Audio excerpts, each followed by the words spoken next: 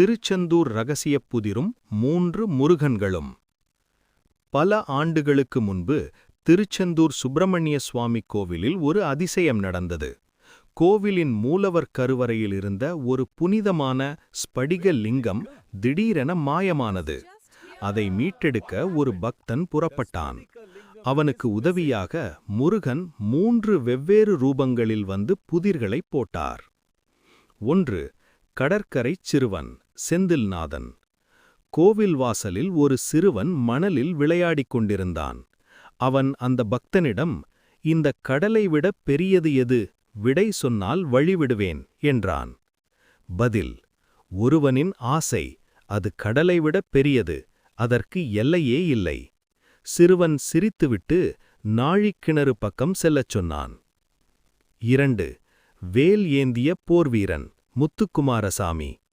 நாழிக்கிணறு அருகே கம்பீரமான ஒரு போர்வீரன் கையில் வேலுடன் நின்றார். அவர் கேட்ட புதிர்: "நான் கருப்பாக இருப்பேன், ஆனால் காகமில்லை. உயரமாக இருப்பேன், ஆனால் மரமில்லை. என்னை தலைகீழாக மாற்றினால் நான் ஒரு இனிப்பு. நான் யார்?" பதில்: பனைமரம்.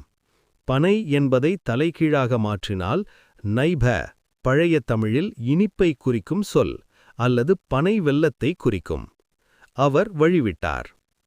3. முதிர்ந்த துறவி சுவாமிநாதன்.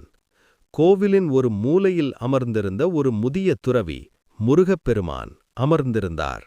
அவர் கேட்ட இறுதிப் புதிர்: ஒருவன் எதை எவ்வளவு அதிகமாக சேமிக்கிறானோ அவ்வளவு அதிகமாக மற்றவர்களுக்கு கொடுக்க முடியும். அது தீரவே தீராத செல்வம். அது என்ன? பதில்: அறிவு, ஞானம். முடிவு: 3 புதிர்களுக்கும் விடை சொன்ன அந்த பக்தன் முன் அந்த துறவி மறைந்து முருகப்பெருமானாக காட்சியளித்தார். "நீ தேடிய லிங்கம் உனது மனத் தூய்மையிலேயே இருக்கிறது" என்று கூறி காணாமல் போன லிங்கத்தை மீண்டும் கருவறையில் தோன்றச் செய்தார். திருச்செந்தூர் கடலோரத்தில் இன்றும் அந்த முருகனின் அருள் அலைகளாக வீசிக்கொண்டிருக்கிறது.